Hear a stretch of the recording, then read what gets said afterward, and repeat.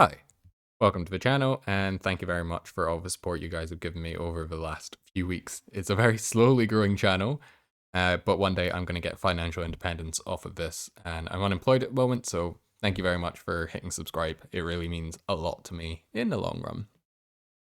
What I want to talk about today is a little bit about myself, but also a little bit about you guys, so you can get to know the other people in this audience, and also so you can get to know a little bit more about me.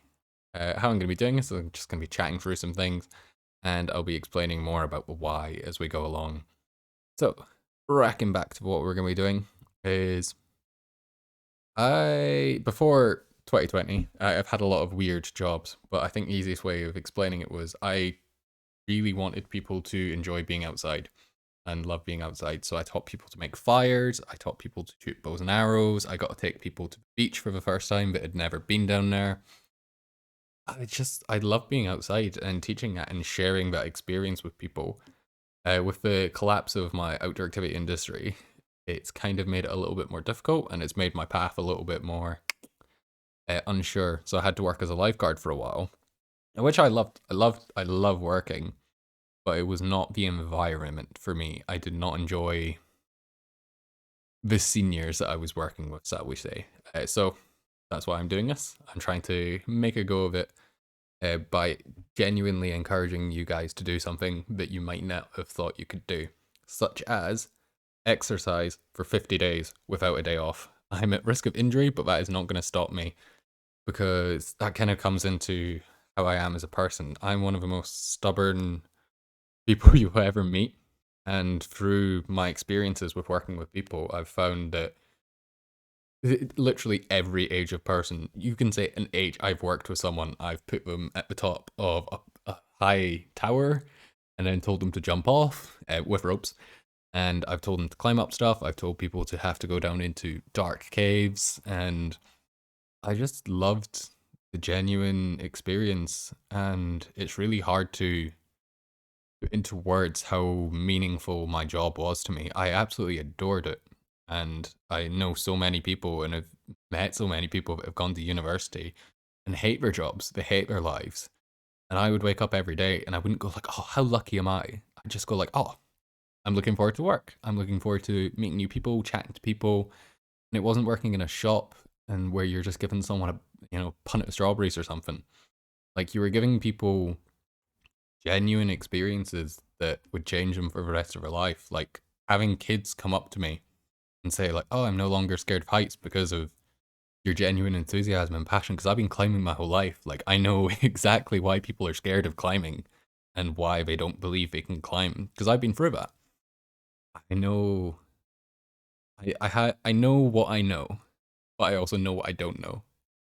And I know that I'm not the greatest communicator and speaker of people. So that's one of the reasons why I want to do this channel. And how I want to improve myself as a speaker is feedback from you guys. If you're actually genuinely interested, feel free to talk to me, give me some kind of like, I just want to start a conversation and I want to help you guys achieve some kind of goals in your life. Like I've got a lot of weird skills that I picked up over the years.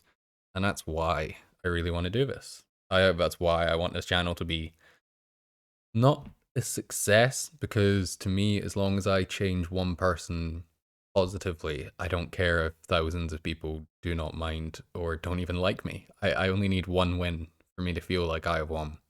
And that's me personally coming from, yeah, that's just who I am personally as a person. You can even look at my stats for my channel and find out, oh, I'm probably not going to impact for most people's lives. But that's so secondary. Like, it's you who's listening to this that I want to chat to. And it's you I want to introduce to the rest of the community. So, across the whole of my channel, I've had 12.1k views, so 12,100 views. And of those, 47 of you have subscribed. Thank you so much. Obviously, the numbers are going to change a little bit, but I'm not fussed about that. People will obviously have VPNs, and these numbers don't add up to 100, but this is the numbers that I've managed to grab from my analytics. 94.1% of my audience lives in America, so hello to you. 0.2 lives in Germany. I don't know why I found that so funny. I just found that hilarious that it was America, Germany, and UK was the stats that I was coming up with. I just found that funny for some reason. So yeah, hello to all of you. I hope you managed to find something that you like in this channel amongst yourselves. We're going to be moving into a little bit different things. So there was no one below 18 years old, but obviously the analytics are going to hide that. But I'm 24, and it's really nice to see that quite a lot of people in my age group, or the kind of age group of people that I'm trying to impact, have actually come onto my channel. That's really positive to me. So thank you very much. Nice to meet you all of you. 25 to 34. I'll be there in a year or two. And there's so much that you can learn from someone a year or two older than you. Just think about yourself 5 years ago and what an idiot you were. And then think of yourself 10 years ago. Like, you could take that person in a fight, no bother. And then think of yourself 15 years ago. 15 years ago, I was like 9. And you kind of think that you know it all. And this is one of the reasons why people are so dismissive of children, because they think of themselves as that age, and they think, I was an idiot back then, I didn't know anything. So they assume that someone younger than themselves is going to have a sort of similar intellectual outlook. And it's taken me a lot of years of working with people of all ages to kind of, for that to click. But you can learn anything if you're willing to listen to someone. I'm talking a 6-year-old can teach you about why you love someone, and just like, they can just light up your day by just having a comment which adults would never make, but that kid is so on point. That kid is so on point, and it stays with you. So with 35 and 44-year-olds, it's lovely to see you. It's just lovely to see you. I'm really happy that this is actually messages affecting quite a lot of people, and obviously I've had quite a lot of gaming stuff on this channel, so it's interesting to see that there's a nice dispersion range, and it's not all people that are younger and younger and younger.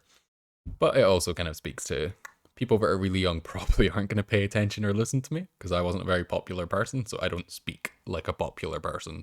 And a lot of people very younger just want to be accepted. The males, 63%, and this blew my mind. I was expecting this to be like 80 to 90 potentially, because females are so heavily shoved out of the bracket when it comes to gaming. And I'm so happy that 37% of my audience is actually female, because it means that I'm actually speaking in a way that I'm happy with.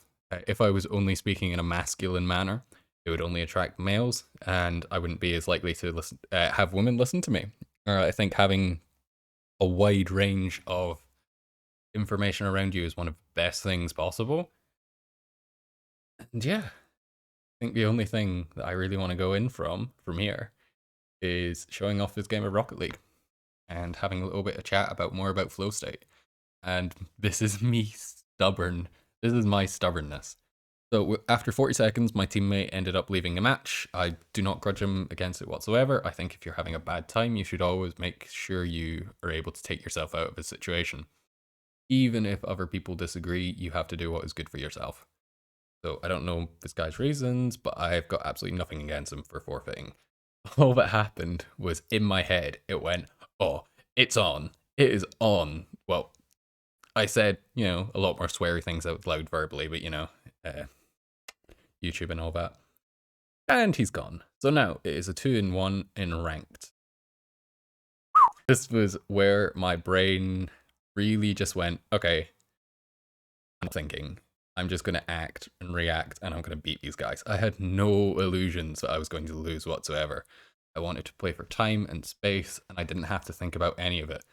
And a lot of that is kind of to do with my understanding of flow state, which is something I really wish that I'm going to be able to communicate to people really simply.